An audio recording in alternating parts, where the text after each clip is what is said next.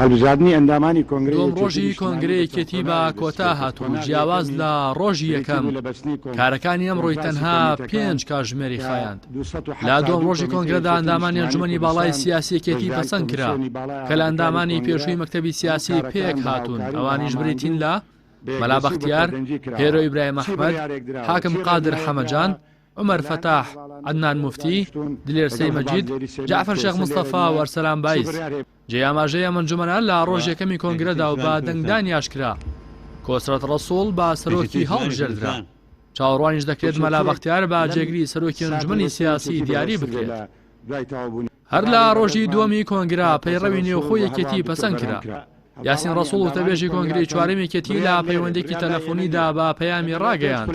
بەدەنگی زۆرینەی ئەندامانی کۆنگرا پەیڕەوی نێوخۆ یەکێتی نیشتیمانی پەسەند کراوە کە لە 9/76 خاڵ پێک دێت.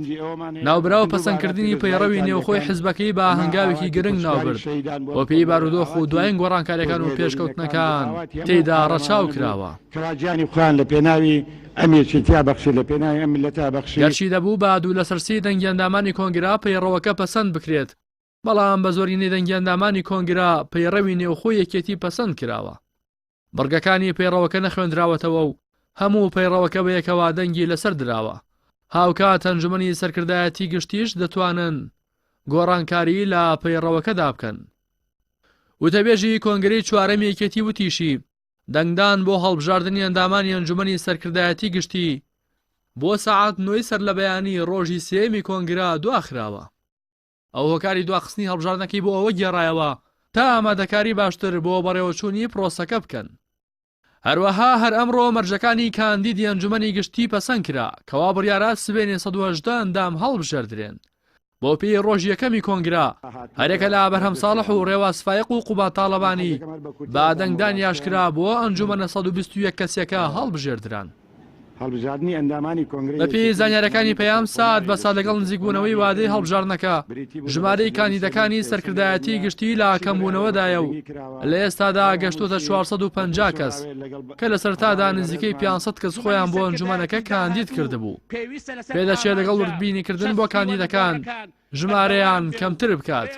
لە مەرجەکانی کاندیدی ئەنجومەنی سەرکردایەتی گشتی یەکێتیدا هاتووە کاندید دەبێت خاوەنی بڕوانامەی پۆلی 12 ئامادەی بەرەوسەرەوە بێت و لە هیچ دۆسەیەکی گەندەڵی تێوە نەگلا بێت، با بابەتێکی ئابڕوبەرانە سزا نەدرابێت، ئاستی کارگێڕی مەڵبەند بەرەوسەرەوە بێت و بەعسیش نەبوو بێت. لە ڕۆژی دووەمی کۆنگرا بەرهەم ساڵح سەرۆکۆماری عێراق بەهۆی ئاڵۆزی دۆخی عێراقەوە بەشداری نەکرد و بەرەو بەغدا گەڕایەوە. هەروەها مەحموود سەنگاوی کە لە ڕۆژ یەکەمی کۆنگرەدا بەشداری نەکرد لە دووەم ڕۆژدا بەشدار بوو و لەسەر مەڵبەندی گەرمیانیش بۆ ئەنجومەنی سەرکردایەتی گشتی کاندیدا. بەپێی دوایین زانیاریەکان تا ئێستا بەرهەم ساڵح یەکەم و کۆتا کاندیدا بۆ پۆستی سکرتێری گشتی. بڕیاری ژوایە کە چەند جێگرێکی هەبێت. سەرچاوەیەکی ئاگاداریش بە پەیامی ڕاگەیاند هەرێکە لە بافڵ تاڵەبانی کوڕی جەلال تاڵەبانی سکرتێری کۆچکردوو یەکێتی و شاڵاو کۆسرەت کوڕی کۆسەرد ڕەسوڵ و ڕەفەت عەبدوڵڵاش ئەندامی پێشووی مەکتەبی سیاسی لە سەر پشکی کەرکووکیەکان کاندیدی سەرەکی جێگری سکرتێری ئایندەیەکێتی نیشتیمانین. بەڵام وەک باز دەکرێت بە چرکە و خولەک گۆڕانکاری لە هاوکێشەکانی یەکێتی ڕوودەدات و ئەگەری هەموو گۆڕانکاریە کلارادایە. ڕاستی حەمامین کەناڵی ئاسمانی پەیام سلێمانی.